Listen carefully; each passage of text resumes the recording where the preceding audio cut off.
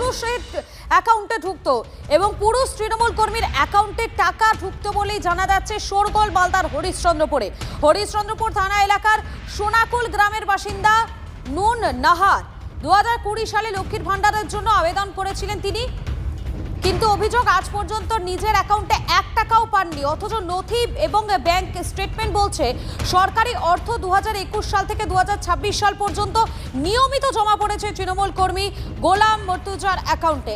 একজন দুজন নয়, প্রায় 350 এমন অ্যাকাউন্টের খোঁজ মিলেছে বলে দাবি বিজেপি।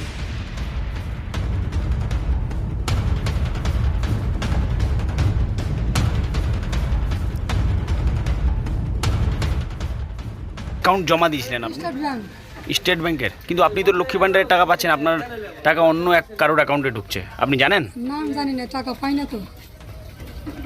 না মানে আপনি জানেন যে আপনার টাকা অন্য কারোর অ্যাকাউন্টে ঢুকছে? আমি কেন বলবো? দুয়ারে সরকারে গেছিলেন, গেছিলাম। ওখানে বলেছিলেন, জানিয়েছিলেন? তো হয়েছে বলেছিলেন, তো কই আমার মাথা লাগাইনি, হয়নি।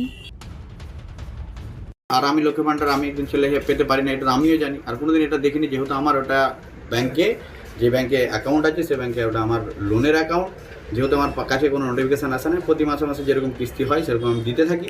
এবং আজকেই তো আপনি বুঝতে পারেননি এতদিন ধরে যে আপনার 5 বছর ধরে লক্ষ্মী ভান্ডারের টাকা ঢুকছে, আপনি বুঝতে পারেননি? না, আমি বুঝতে পারিনি। আজকেই প্রথম যখন আমার কাছে আসলেন আপনারা, তখন জানতে পারলাম যে না আমার এরকম হয়েছে। তারপর আমি তুরন্ত যাই ব্যাংকে যাওয়ার পরে আমি দেখতে পাই যে না সত্যি সত্যি এটা হয়েছে।